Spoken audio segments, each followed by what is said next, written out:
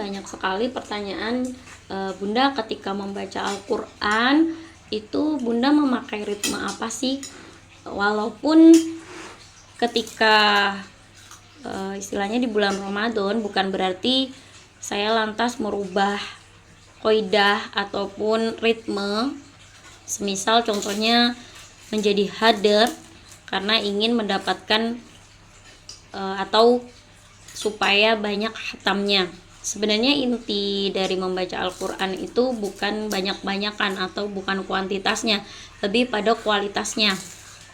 Jadi bayangkan ketika jenengan membaca satu huruf cuman satu pahala, dan ketika membaca satu huruf mendapat 10 pahala ketika dalam tanda kutip berupaya semaksimal mungkin mengupayakan. Ya Allah Maha tahu upaya kita, ketika manusia tidak bisa melihat kualitas iman di hati kita, Allah Maha tahu. Jadi mau yang mana? Mau yang kualitas terlihat banyak oleh manusia atau mendapat pahala yang lebih dari Allah? Nah, ini yang lebih diperhatikan untuk tujuan membaca Al-Quran. Yang pasti dibersihkan juga niatnya ya. Dan ini akan saya contohkan sedikit untuk membacanya. Semoga Allah jaga hati saya, betul-betul diluruskan niatnya, ingin mencontohkan ya, untuk mensyiarkan biar lebih banyak lagi untuk muslimah yang peduli dengan bacaannya, terutama di bulan Ramadan ini gitu ya. Saya akan contohkan di juz 2 surah Al-Baqarah halaman 22. Saya membacanya secara tartil ya, insya Allah juga bukan menghafal. Jadi ketika ada kesalahan mohon dimaklumi dan bisa mengingatkan mungkin ya lewat pesan pribadi ya. Baiklah, saya akan contohkan membacakan dari ta'awudz karena dia tengah ayat. A'udzu billahi minasyaitonir rajim.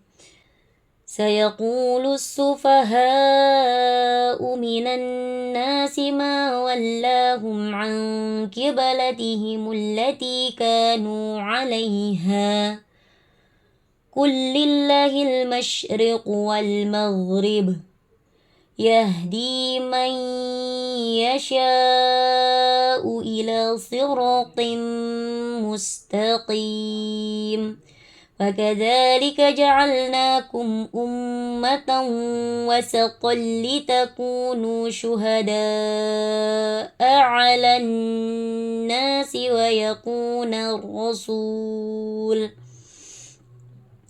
ويكون الرسول عليكم شهيدا وما جعلنا القبلة التي كنت عليها إلا لنعلم من يتبع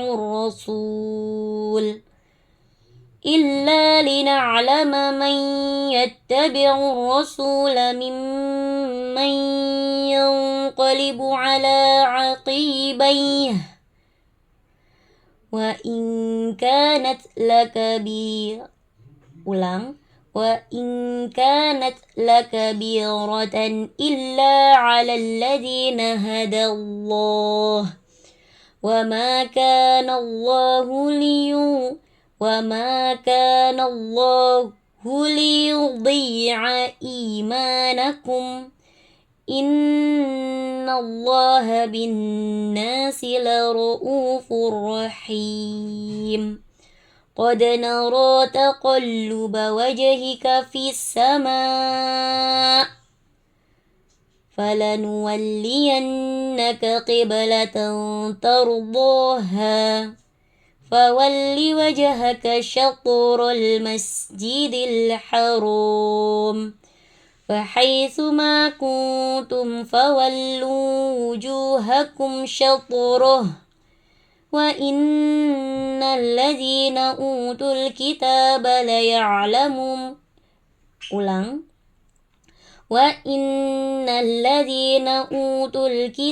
ليعلمون أنه الحق من ربهم وما الله بغافل عما يعملون ولئن أتيت الذين أوتوا الكتاب بكل آية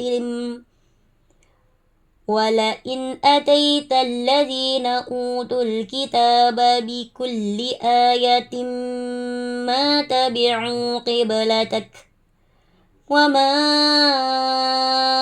أنت بتابع قبلتهم وما بعضهم بتابع قبلة بعض ولئن اتبعت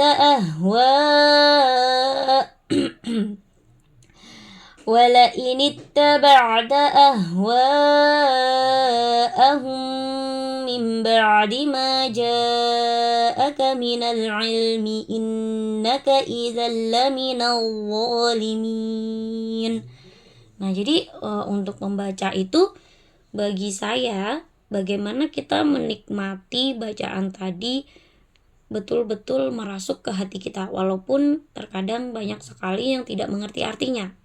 Begitupun saya ketika membaca dengan mushaf Madinah seperti ini, tidak ada artinya di samping atau di bawah lafaznya.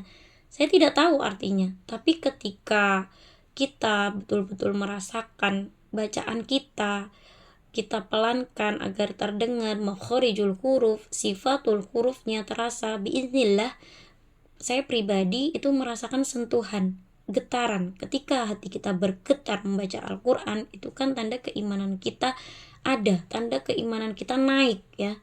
Jadi bagi saya entah misal tadi ada yang mencepatkan agak lebih cepat, atau saya melamahkan karena mohon maaf, maksudnya melambatkan bacaannya karena ingin betul-betul merasakan pada huruf tersebut ketika tingkatan sulitnya dirasakan betul-betul. Misal huruf dot, istitolahnya, idbaknya saya berupaya di situ, saya pelankan dan saya rasakan sudah betul tidak ya pada bacaan saya qaidahnya seperti itu.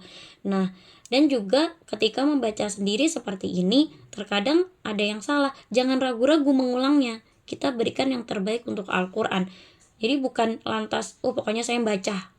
Iya, tidak bisa. Nah, seperti tadi contohnya ini betul-betul bukan gimmick ya istilahnya.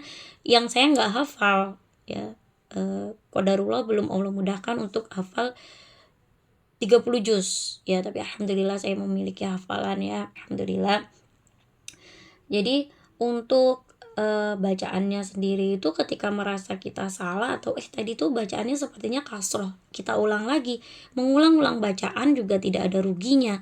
Mengulangnya pun mendapat pahala. Masya Allah, begitu banyak ya rahmatnya Allah, begitu banyak kemudahan dan pahala untuk kita ketika kita betul-betul serius. Intinya serius seperti itu. Jadi semoga semuanya lebih berupaya lagi untuk bacaan, bukan pada kualitas, bukan pada kuantitas, tapi pada kualitas yang lebih harus diutamakan, terutama di bulan suci Ramadan. Sunnatullah ketika di bulan-bulan lainnya kita sulit untuk membaca Al-Quran atau lebih dekat lagi dengan Al-Quran, di bulan inilah coba lebih diintenskan lagi untuk bacaannya, untuk kedekatannya sama Al-Quran, agar tidak menyesal ketika umur kita ternyata Allah singkatkan setelah Ramadan ini, atau di tengah Ramadan, atau di awal Ramadan. Kita nggak ada yang tahu. Yang penting bagaimana kita menyiapkan diri kita sebaik-baiknya. Nah, tips selanjutnya ialah ketika membaca, sesuaikan dengan kekuatan suara dan kekuatan nafas. Ketika kita membacanya dengan tersengal-sengal, terus menahan nafas hingga sakit ya di dada, di tenggorokan, itu akan terasa lelah. Membaca Al-Quran ingin cepat-cepat mengakhiri karena merasa tidak nyaman. Nah, di sini yang sering saya stimulasi terus kepada murid saya ataupun siapapun yang bertanya, atau ketika saya tahu kepada murid saya sendiri pun yang kecil-kecil, itu saya ajarkan istilahnya tuh dirilekskan. Membaca itu menikmati. Bagaimana sih menikmati? Betul-betul yang dirasakan itu kayak nyaman sekali bacaannya. nyaman bagi diri kita sendiri, ataupun didengarkan orang lain tuh tidak serasa berat begitu ya bacaannya. Nah, cara menikmati bacaan sesuaikan dengan kekuatan suara atau nafas. Biiznillah, saya ketika membaca satu juz itu rasanya masih kurang. Biiznillah ya, la haula wala quwata illa billah, karena kalau bukan Allah yang menolong saya juga tidak mampu.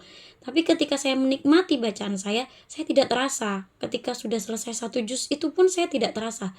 Karena saking menikmatinya, saking enaknya, kita nyaman, kita tidak terasa tersakiti istilahnya dari tenggorokan atau nafas kita, itu tidak akan terasa kita membaca sebanyak apapun. Biiznillah, saya sudah mencontohkan atau saya sudah merasakan sendiri. Jadi kenapa saya bisa menyampaikan, karena saya sudah merasakannya begitu. Membaca satu juz itu pun tidak terasa. Biiznillah ya, atas izinnya Allah tidak terasa lelahnya, malah kekurangan rasanya. Cuman kita kan kadang ya ada aktivitas lainnya yang harus kita selesaikan juga begitu ya. Jadi kita bagi-bagi waktunya lah, memanage waktu dengan baik. Yang penting Al-Quran ini tetap kita upayakan istilahnya.